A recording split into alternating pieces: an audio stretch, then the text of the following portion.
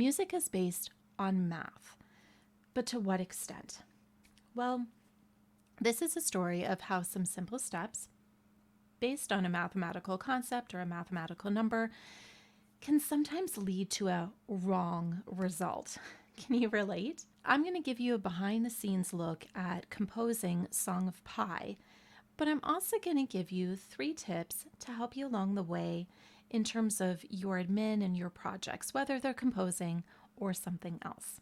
If we haven't met, I'm Rosemarie from the Unfinished Lesson, and among other things, I'm a composer. The inspiration for this particular song came when one of my sons suddenly decided he wanted to memorize the numbers of pi. None of us know why, but he was really excited about it and he wanted to memorize as many numbers as he could. And I just thought that this was really inspirational. My kid is deciding to do this project for no other reason than why not? Considering that is much of how I have decided what projects to work on, I guess it makes sense why he's my son. He takes after me. As I was writing this song based on a non-repeating number, it was, yet another example of just this external idea ending up becoming a song or a project that I was working on. So we know that music and math are quite related in many different ways. There are time signatures, there's scale degrees, there's chord progressions. There are so many different ways that this project could have been started. And I could have, and maybe in the future will, use any one of those. Now, I have tried using scale degrees to compose in the past, and I wasn't very happy with the result. Granted, I've grown a lot as a composer, so who knows, maybe in the future that's something I might do. But for this particular project, I thought intervals.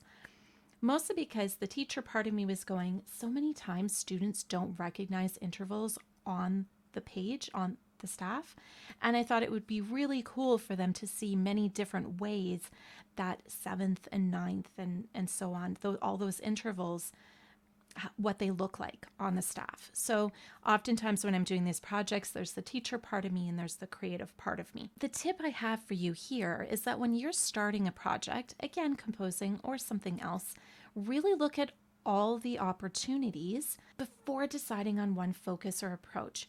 Very rarely is there only one way that you can get something done. Giving yourself the permission to look at all the opportunities may take you down a path that you hadn't thought of, but that's really, really cool. When I'm starting a new project, I try to really break it down into steps, something that makes it a little bit easier, that it takes it from this huge idea or an abstract idea like composing off of the numbers of pi, and really think about how can I make this a little bit easier. So through composed music is a new genre for me. It's not something that I'd ever composed before, and to be honest, when I thought about doing this project, I didn't think, non-repeating number equals through composed music. So that was a surprise for me as I was going through this, but it was a good surprise. I decided which mode to write in.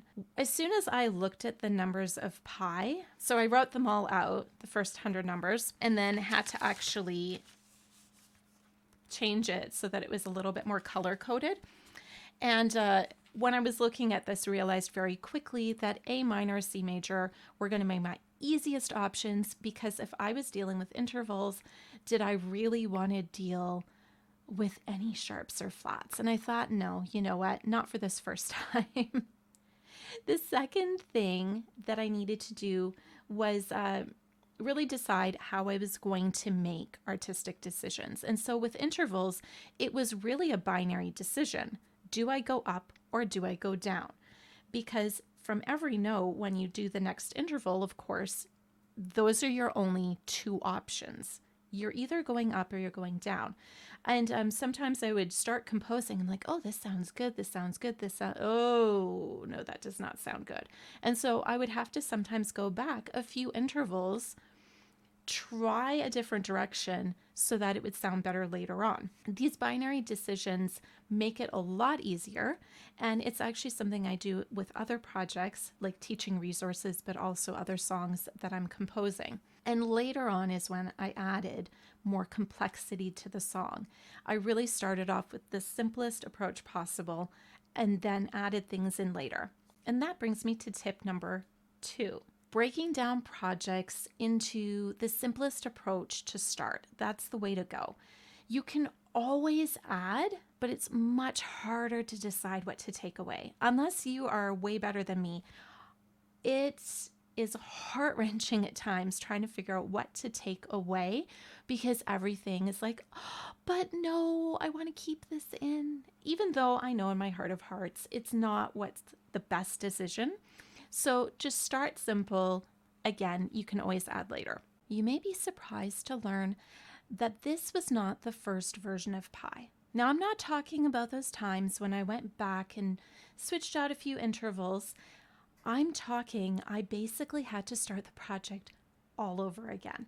So I was pretty close to being done the song. I was on page 2, I was about 80 some intervals in, and I thought, ooh, I am gonna look at my list, my numbers of Pi, and see how the song is coming along. Not my favorite evening, I'll be honest. I found about 3 to 5 measures in, somewhere in there, that I had missed an interval. And I had a decision to make.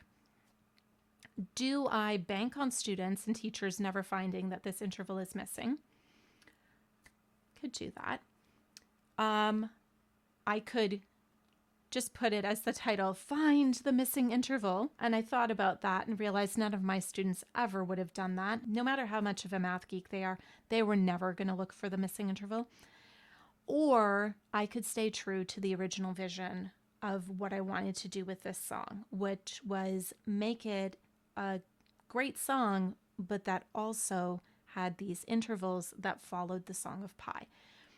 I opted to go back and, in essence, restart the project. This is not something I would do every song or every project by any means.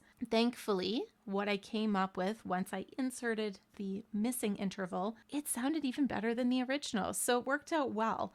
But yeah, it did mean that I was starting from scratch, which is never fun. This leads me to tip number 3. Set up checkpoints along the way for any project you are working on.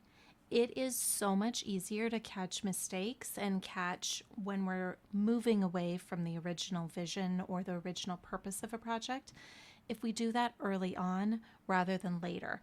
It's also a lot easier to fix something very small than have to course correct towards the end of a project. Not to mention that's super disheartening to get there and think you're like this close to being done and then you're not. Set up those checkpoints, save yourself a lot of heartache.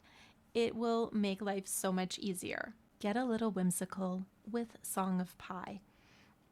The math geeks in your studio will love finding those intervals. And if you want to hear what the song sounds like, be sure to check the description below. I've got a link to the video here on YouTube. And if you're wanting a studio licensed copy of the song, be sure to check the description as well. I've got a link there for you. So let me know in the comments, what was your favorite part of this behind the scenes or the story behind Song of Pi?